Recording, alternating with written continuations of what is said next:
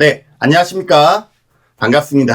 노인복지론 23강 강의를 시작하도록 하겠습니다.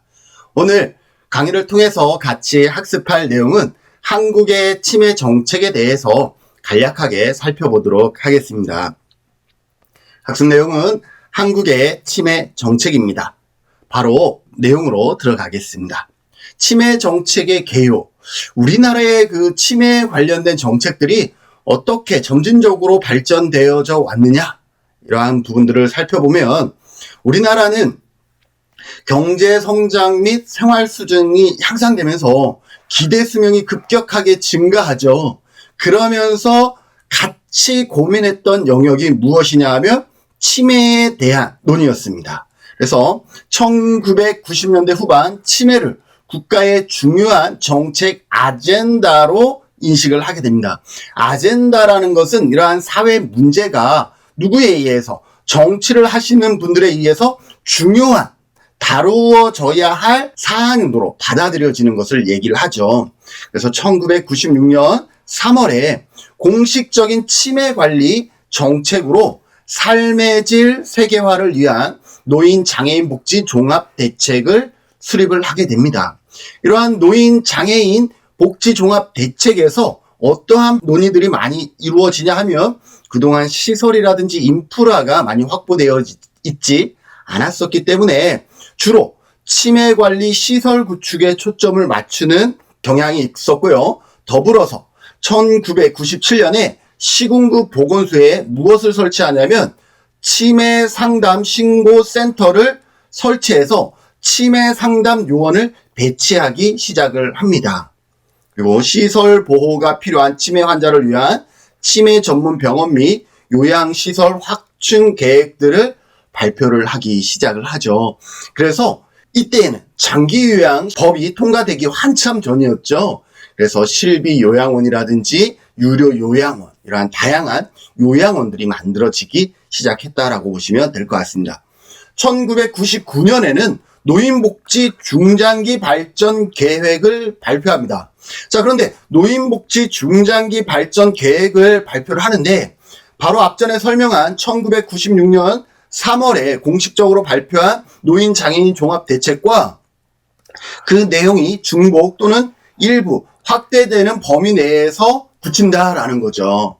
그래서 기존에 어떤 것이 있었고 새로운 것이 나오는데 이 새로운 것이 말 그대로 새로운 어떤 패러다임을 갖고 등장하는 것이 아니라 기존의 것을 이렇게 일부 이렇게 흡수하거나 변형하는 형태로 언급이 되다 보니까 아주 큰 변화를 깨지는 못했죠. 그러다가 2005년에 우리나라는 1996년을 계기로 출산 억제 정책에서 출산 장려 정책으로 바뀝니다. 그러면서 저출산 고령화 문제의 심각성에 이제 많은 사람들이 점진적으로 동의하기 시작하죠. 정책이 바뀐다 그래서 모든 사람이 아니야, 왜 우리가 지금 출산 장려 정책을 해야 돼? 아직은 우리는 출산 억제 정책을 해야 돼. 인구가 너무 많이 늘어나고 있어. 이러한 분들도 여전히 계셨다라는 거죠. 그래서 1996년을 계기로 이런 출산 억제 정책에서 출산 장려 정책으로 바뀌고, 이 바뀌면서 또 많은 학자들이 암암리에 합의가 되고 또 사회 현상이 정말로 출산을 장려해야 되는 흐름을 보여주고 있죠. 그러다 보니까 2005년에 저출산 고령사회 기본법을 제정을 합니다. 그래서 저출산의 문제와 고령사회의 문제를 하나의 법으로 묶어내는 작업을 하게 됩니다. 그래서 5년 단위로 어떻게 해요? 저출산 고령사회 기본계획을 수립하게 되는 것이죠. 그래서 이 저출산 고령사회 기본계획이 지금 수립되고 있고요. 노무현 정권에서도 2007년 9월 21일을 치매 극복의 날로 선정하고 있습니다. 없었어요. 치매에 관련한 날이 없었는데 9월 21일을 치매 극복의 날이라 그래서 새로운 날을 하나 만들어내죠. 만약에 영상을 보시는 분들이 사회복지 1급 시험을 준비한다 그러면 가끔 이러한 날 개념이 나오죠. 그래서 9월 21일은 치매 극복의 날이다. 기억해 두시면 좋을 것 같고, 우리나라는 2008년 3차에 걸친 치매 종합 관리 대책을 내놓습니다. 그래서 2008년부터 3차에 걸친 치매 종합 관리 대책을 내는데 지금 올해까지가 3차 치매종합관리대책이에요. 그러면 4차는 내년부터죠. 그런데 얼마 전 기사를 보니 4차 기본대책이 지난 9월 달에 이미 발표가 됐어요. 물론 완벽한 최종안은 아니지만 발표가 됐기 때문에 우리가 4차 치매종합관리대책에 대한 내용도 우리가 이제는 살펴볼 수가 있다라는 것이고요. 더불어서 더 중요한 것은 2011년 치매관리법을 공포합니다. 그래서 법이 만들어졌다는 것은 뭐냐면 적어도 이 치매 관련한 문제가 국가 차원에서 관리를 할 필요가 있다라고 인정을 한 것이죠. 그래서 2011년 치매관리법이 공포됐다라는 것까지 우리가 기억해 두셔야 될 것 같습니다. 자, 좀 전에 우리가 무엇을 얘기했죠? 2008년부터 올해까지 3차에 걸친 치매관리 종합계획이 수립됐다라고 했죠. 그리고 지금 이미 4차가 나와 있습니다. 자, 그러면 이 1차와 2차와 3차의 내용들을 간단하게 볼까요? 4차는 안 볼게요. 4차는 기회가 되면 다음 시간에 별도로 4차 치매관리 종합계획만 설명할 수 있으면 하도록 하겠습니다. 자, 1차에서는요, 노인의 편안하고 인격적인 삶. 이게 치매관리 종합계획인데, 어떻게 보면 이제야 들어가는 단계이기 때문에 구체적인 어떤 비전이라든지 구체적인 방향이라 이걸 잡기가 쉽지가 않아요. 왜? 무에서 유를 만들어야 되는데 없는 거에서 있는 것을 만드는 게 그렇게 쉽지는 않죠. 그러다 보니 아주 가장 추상적인 어떤 비전을 설정하지 않았나라고 개인적으로는 생각이 됩니다. 추진 방향을 보면 건강중진 사업과의 연계, 치매 유형별 맞춤 관리, 종합적 체계적 치매 관리 체계 구축. 비전은 약간 추상적인데 추진 방향은 아주 광범위한 것을 다 집어넣었죠. 이게 보통 일례 어떤 계획을 세울 때의 특징이 아닌가라고 생각이 되어집니다. 추진 정책도 보면 치매 조기 발견이 상당히 중요하잖아요. 그래서 조기 발견과 예방 강화에 상당히 중요한 어떤 정책의 목표를 쓰고 있고요. 종합적 체계적 치매 치료 및 관리, 효과적인 치매 관리를 위한 인프라 구축. 여기에서 1차에서 아마 가장 중요한, 지금까지 얘기했지만 이거 정말 그 3, 4년 안에 다 행해주기 어렵거든요. 그런데 더 중요한 건 어떤 것이었냐면 치매 환자의 부담 경감과 부정적인 인식 개선. 아마 여기에 더 많은 초점이 맞춰지지 않았을까라는 생각을 해봅니다. 그래서 1차는 어떠한 정책 노선이 있었냐면 치매에 대한 부정적인 인식을 개선하고자 하는 그러한 노력이 있었다라는 거죠. 그리고 2007년부터 무엇을 만들었어요? 그래서 치매 극복의 날도 만든 것이 이 부정적인 인식 개선과 잘 맞물려져 있다라고 여러분들이 유추할 수가 있겠죠. 그러면 2차는 2013년부터 2015년까지 행해졌는데 치매 예방, 발견, 치료, 보호를 위한 체계적인 기반을 구축한다. 좀 더 체계적으로 갈 필요는 분명히 있습니다. 그런데 추진 정책에서 보면 정말로 2차에서 좀 더 많은 노력을 기울였던 부분이 어디냐면 조기 발견과 맞춤형 치료 그리고 인프라 확충이에요. 그래서 중앙 광역 치매 센터 및 치매 상담 콜센터 등을 설치를 하게 되고 더불어서 가족 지원 및 사회적 소통 확대. 그래서 2차에는 이러한 조기 발견과 맞춤형 치료에 초점이 맞춰지면서 인프라 구축과 또 가족 지원에 많은 정책적 방향이 맞춰졌다라고 보시면 될 것 같습니다. 그러면 3차는 어떻게 되느냐? 자, 2차와 3차의 가장 큰 차이라고 한다 그러면 개인적으로는 이쪽에서는 약간 공급자 중심의 느낌이 많죠. 근데 3차로 넘어가면서 이제 수요자, 정말로 서비스를 받을 치매 환자와 가족 중심의 정책으로 노선을 바꾸는 그러한 작업들을 하게 됩니다. 그래서 비전도 볼까요? 비전도 봤더니 1차에서는 상당히 약간 추상적인 개념이 많은데 3차에 봤더니 치매 환자와 가족이라는 이 수요자를 중심으로 해서 이 지역사회에서 편안하고 안전하게 살아갈 수 있는 사회를 그려낸다. 누가? 내가 얼마나 공급해 주냐가 아니라 이 공급을 통해서 받는 치매 환자와 가족의 주어가 분명하게 들어갔다라는 것. 그래서 수요자 중심의 방향이 강하게 묻어나고 있다라는 것을 우리가 알 수가 있죠. 그래서 추진 정책 보면 지역사회 중심의 치매 예방 및 관리, 편안하고 안전한 치매 환자 진단, 치료, 돌봄 서비스를 제공하고 치매 환자 가족의 부양 부담 경감, 연구 통계 및 기술을 통한 인프라 확충. 저는 개인적으로 연구를 하는 사람이기 때문에 어떠한 정책과 제도를 만들어낼 때 이 연구가 선행되어지는 것은 상당히 바람직하다라고 생각이 되어집니다. 어떠한 실태 조사라든지 그리고 욕구 조사, 가장 기본적인 조사이긴 하지만 이 기본적인 조사 안에서 많은 좋은 정책과 의견들이 나온다라는 것을 여러분들에게 말씀드리고 싶고요. 자, 그 가운데 2019년 9월 문재인 정권이죠. 문재인 정권에서 치매 국가 책임제를 똑 하고 발표를 하게 됩니다. 왜 갑자기 현 정권에서 치매 국가 책임제에 대한 얘기를 할 수밖에 없었느냐? 그 추진 배경에 대해서 살펴보면 인구 고령화와 치매 인구가 증가하고 있다라는 거죠. 우리는 통계청 자료에서 2017년, 늦어도 2018년에 노인 인구가 전체 인구의 14%를 넘어서 이미 고령 사회에 진입했다라고 하고 있습니다.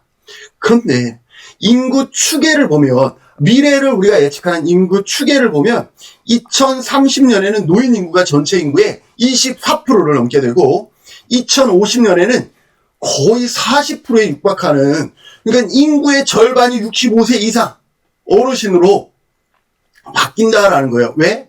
저출산 나지 않으니까 노인의 비율은 상대적으로 높아지는 거예요. 인구가 더 늘어난다라기보다는 상대적으로 많아지고 더욱이 기대 수명, 평균 수명이 늘어나니까 더 오래 사시고, 이러다 보니까 저출산 고령화의 문제와 맞물려서 노인 인구는 기하급수적, 인구보다는 비율이 더 기하급수적으로 늘어나고 있다라는 것이죠. 더불어서 2018년 기준 추정 치매 환자 수는 얼마냐면 75만 명에 육박한다라는 것이죠. 자, 그랬을 때 가족 해체 등 치매 가족의 고통이 심화될 수밖에 없습니다. 기한이 없는 치료와 간병. 그래서 옛 속담에 이런 말이 있죠. 긴병에 효자 없다라는 말이 있습니다. 만약에 누군가가 부모님을 모실 때에 우리 부모님이 너무 아프신데 그래서 한 2, 3년 사실 것 같아. 그래서 내가 요양원에 모시는 것보단 그래도 부모님이 밑에서 내가 이만큼 성장했으니 내가 나머지 2, 3년은 모셔드려야지. 그래서 집에서 열심히 제가 서비스를 제공해 드립니다. 근데 어르신이 아프신데 오래 사시는 거예요. 점점 그러다 보면 간호하시는 분들이 지쳐갈 수가 있다라는 거예요. 그래서 긴병에 효자 없다라는 말과 같이 기한 없는 치료와 간병으로 가족들은 신체적, 심리적, 경제적으로 고통받기 시작을 한다라는 거죠. 이게 불필요한 고통은 전혀 아닙니다. 당신의 부모를 모시는 거기 때문에 불필요한 고통은 아니지만 그래도 고통은 따를 수밖에 없다라는 거죠. 그래서 2019년 9월 통계청의 사망 원인 통계에 의하면 이것도 획기적인 건데요.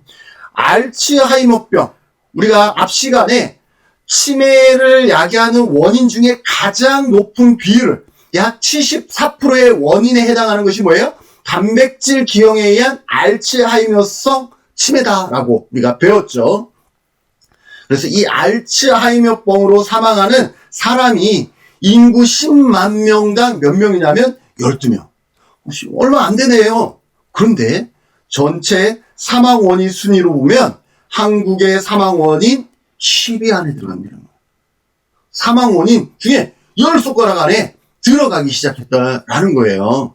그래서 이러한 것으로 인해서 치매로 인한 사회적인 비용 부담도 상당히 증가한다라는 걸 우리가 앞 시간에 배웠었고, 이전 치매 지원 체계에서는 분명한 한계에 맞닥뜨릴 수밖에 없다라는 그러한 어떤 문제와 책임감에서 치매 국가 책임제가 도입되고 실시되기 시작을 합니다. 자, 그러면 교수님, 치매 국가 책임제의 내용들은 어떤 것인가요? 그래서 준비했습니다. 간단하게 살펴볼까요? 치매 환자와 가족에 대한 정보를 제공한다라는 거죠. 그래서 1:1 맞춤형 사례 관리가 이루어지고 있습니다. 여러분들, 전국 256개소 보건소에 치매 안심센터가 설치가 됩니다. 그러니까 시도 단위에서는 광역 치매 안심센터가 생기는 것이고, 그리고 그 시도 안에 시군구라든지 이러한 읍면동 단위의 보건소가 있지 않습니까? 그 보건소가 어떠한 역할을 같이 병행하고 있냐 하면 치매 안심센터의 역할을 같이 병행하고 있습니다. 그리고 치매 상담 콜센터가 있는데요. 24시 상담 가능한데 18세까지 99세의 건강으로 살아갈 수 있도록 9988 99세까지 팔팔하게 살아간다. 그래서 18세까지 99세 18세의 건강을 99세까지 가져가고 99세까지 팔팔하게 살아간다. 이렇게 여러분들 기억하시면 뭐예요? 1899 9988 이 정도 외울 수 있겠죠? 그래서 앞에 18을 하면 9988 이렇게 여러분들이 외우셔서 왜 이걸 암기하는 게 좋냐 하면 지역사회에 노인 인구 10명 중에 1명이 치매 어르신이라는 것을 우리가 통계상으로 확인을 했잖아요. 그렇기 때문에 지역사회에 치매 어르신과 그 보호자가 있으면 저기요, 제가 치매 상담 콜센터 번호를 알고 있는데 전화하시면 도움을 받을 수 있는 것들이 있을 수 있어요. 한번 전화해 보세요. 몇 번인데 그건 잘 인터넷에 검색해 보세요. 이거보다는 1899 18은 요게 아니에요. 1899 9988 이렇게 얘기해 주시면 좋겠죠. 다음, 치매 환자 모두에게 장기 요양 서비스를 제공합니다. 이게 무슨 말이냐? 기존의 장기 요양 서비스에서는 1에서 5등급까지 있고 5등급은 치매 등급이긴 했습니다. 그런데 치매가 있으면서 건강하신 분은, 신체적으로 건강하신 분은 서비스를 받을 수 없었어요. 외 처리가 됐죠. 그런데 5등급 외에 인지지원 등급이 신설이 됐어요. 그래서 인지지원 등급에 따라서 치매가 있으면 건강하든 건강하지 않든 서비스를 받을 수 있는 조건을 갖춰 왔습니다. 그리고 치매 안심형 입소 시설도 있는데 현재는 22개소가 오픈이 되어 있는데 더 많이 확장할 그런 계획에 있습니다. 안심하고 이용할 수 있는 장기요양 서비스를 확충하고, 그래서 장기요양 요원들이 이 인지지원 등급 어르신들을 돌볼 때 그냥 가서 돌보는 것이 아니라 적절한 그 교육들을 받아서 그 교육을 받은 것을 기초로 해서 다가가고 있기 때문에 일반인의 서비스보다는 치매에 대한 상황과 그러한 모습들을 이해하고 가기 때문에 훨씬 더 어르신들과 보호자들에게 편안하게 다가갈 수 있다는 것 기억해 두시고요. 치매 환자에 대한 의료 지원이 강화가 되고 있습니다. 그래서 치매 안심병원, 공립요양병원에 치매 전문 병동들을 설치하기 시작하고 있으며 치매 요양비 및 의료비도 대폭 완화하고 있습니다. 지금 여러 가지 중에 하나만 적었는데요. 중증 치매 환자의 의료비 본인 부담금을 최대 60%에서 10%로 인하하는 등 다양한, 예를 들어서 치매가 의심이 돼서 MRI를 찍을 때 MRI 비용이 예를 들어서 60만 원이면 33만 원까지 이렇게 할인이 된다라는 것도 있습니다. 이 부분은 다음 시간에 좀 더 구체적으로 얘기할 수 있으면 얘기해 보도록 하겠습니다. 그리고 치매 친화적 환경 조성, 그래서 만 66세 이상 국가건강검진 인지기능 검사 정밀화에서 4년 단위로 정밀화 검사를 했었는데 이것을 2년 주기로 그 주기를 줄여놨다라고. 그러니까 수시로 검사를 정밀 검사를 받을 수 있게 되었고요. 전국 50개의 노인복지관에 인지 지원 프로그램을 제공하는 그런 프로그램 지원 사업도 실시하고 있습니다. 그리고 치매 연구 개발 상당히 중요하다라고 했죠. 그리고 치매 정책 행정 체계를 정비해서 치매 관리법이 제정됩니다. 2018년, 2011년에 치매 관리법이 만들어지고 2018년에 개정이 돼서 치매 안심센터 등 설치 운영에 대한 법적 근거들을 더욱더 탄탄하게 했다라고 보시면 될 것 같습니다. 여러분들 궁금하신 것 중에 하나가 치매 안심센터가 뭘까라는 부분들이겠죠. 그래서 치매 안심센터의 목적과 구성 및 기능에 대해서 간단히 살펴보면, 상업 목적은 치매 예방, 상담, 조기 진단, 보건복지자원의 연계, 교육 등을 통해서 유기적인 치매 통합관리 서비스를 제공해서 단편적인, 파편적인 서비스가 아니라 유기적으로 서비스를 제공함으로 인해서 치매의 중증화, 그러니까 초기에서 중증으로 넘어가는 이 단계를 억제시켜서 사회적인 비용을 절감해. 치매, 알츠하이머 같은 경우는 아직 치료제가 확실하게 나왔다라고 얘기할 수 없는데 완화시킬 수가 있어요. 속도를 이렇게 급경사적으로 중증화된다 그러면 이것을 서서히 완화시키는 것은 지금도 약물이라든지 이런 것을 통해서 이루어지고 있거든요. 그래서 사회적 비용을 경감시키고 궁극적으로 치매 환자뿐만 아니라 더불어서 그 가족, 그리고 일반 시민의 삶의 질 향상에 기여하고자 하고 있습니다. 그러면 만 60세 이상 어르신이 나 치매 있는 것 같아. 그럼 어떻게 하느냐라는 거죠. 치매 안심센터에 들어가시면 상담을 하고 조기 검진을 하고 등록 연결을 해줍니다. 그런데 조기 검진에서 어떠한 시설이라든지 이러한 입소가 필요하지 않다라고 하면 가족 카페나 쉼터 등을 이용할 수가 있게 되는 것입니다. 가족 카페나 쉼터가 뭘까? 갑자기 또 궁금해지죠. 그래서 치매 안심센터를 먼저 설명하면 조기 상담 및 치매 초기 검진, 그래서 1:1 사례 관리라든지 치매 단기 쉼터 및 치매 카페를 운영하고 있다라고 보시면 될 것 같습니다. 그래서 쉼터는 어떤 것이냐? 치매 지원 서비스 연계 전까지 치매 악화 지원을 위해서 최대 1년 이용할 수가 있는데 이것을 통해서 치매 환자 쉼터를 설치했어요. 그래서 초기 경증 치매 환자의 치매 악화 지원을 위해서 인지 재활 프로그램 상담, 교육, 송영 서비스 등 낮 시간 보호를 제공합니다. 그래서 상담을 해서 쉼터 이용이 가능한 어르신들은 최대 1년까지 쉼터를 이용하면서 인지가 기하급수적으로 나빠지는 것을 완화시키는 그런 인지 프로그램, 다양한 인지 프로그램들을 실시할 수가 있다는 것이고요. 치매 환자 쉼터의 표준 운영안을 보면 이게 정원이 25명 내외예요. 그 전에는 2019년에는 25명 내외였거든요. 근데 정원이 줄어들었어요.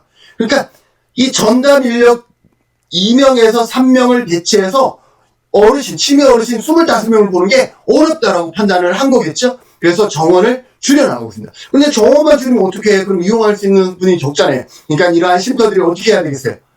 더 많이 늘어나야 되는 것을 우리가 예측할 수가 있겠죠.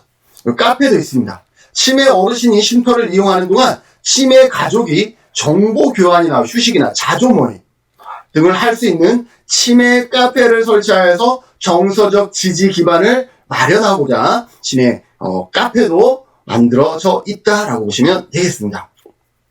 치매 안심센터 추진 체계를 간략하게 살펴보면요. 우선 보건복지부에서부터 시작이 되어지겠죠. 보건복지부 중앙치매센터, 그리고 이것이 다시 지자체로 넘어와서 광역, 지자체, 시도, 그 다음에 광역치매센터, 그 다음에 또 시군구로 넘어가겠죠. 시군구 지자체인데 시군구 보건소에서 이 역할을 많이 하니까 시군구 보건소, 치매 안심센터 이렇게 됩니다. 자, 보건소부터 볼까요? 보건소는 국가치매관리 사업을 한마디로 말해서 총괄하는 역할을 하게 되고요. 중앙치매센터는 여기에서 예산이라든지 이러한 부분을 총괄하면 그 사업들을 실질적으로 기획하고 연구하는 것은 어디냐면 중앙치매센터에서 기획 및 연구를 합니다.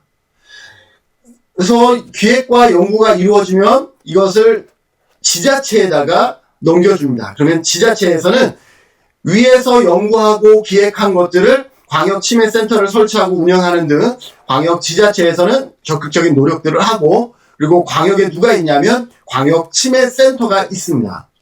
예를 들어서 우리 제주도 같은 경우는 제주대학교병원이 이 광역치매센터로 지정이 받았기 때문에 제대가 이러한 역할, 제대병원이 이러한 역할들을 하게 되는 것이고요. 광역치매센터에서도 어떤 일을 하느냐? 지역, 여기는 국가 차원이라 그러면 여기는 지역 차원의 치매관리사업 기획과 연구를 하게 되고요. 치매안심센터 사업 수행을 위한 기술 지원이라든지 치매안심센터 성과평가 수행이라든지 종사자 교육, 치매 관련 자원 강화나 연계체계를 마련하는 등의 활동들을 하게 됩니다. 그리고 이거는 광역단위이기 때문에 다시 이제는 기초 지자체로 제주시, 서귀포시 이러한 기초 지자체로 넘어가면 여기에서는 치매안심센터, 광역은 광역치매센터를 관리하지만 기초는 읍면동에 있는 보건소에 있는 치매안심센터를 또 관리하는 역할들을 하게 되겠죠. 그래서 시행계획 수립이나 시행을 하게 되고 치매안심센터를 설치 운영하고 행정적인 관리나 지원을 하게 됩니다. 그러면 실질적으로 여러분들이 가서 만나게 되는 곳은 어디냐?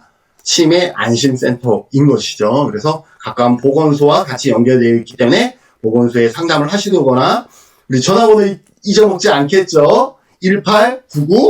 1899-9988 상담 및 등록 관리 사업을 합니다. 그래서 치매 어르신을 등록하는 사업, 이러한 다양한 사업들이 있어요. 조기 검진이라든지 좀 전에 설명했던 쉼터라든지 가족 지원, 치매 인식 개선 홍보 사업들을 이 치매 안심센터에서 현재 활발하게 진행되어지고 있다라고 보시면 될 것 같습니다.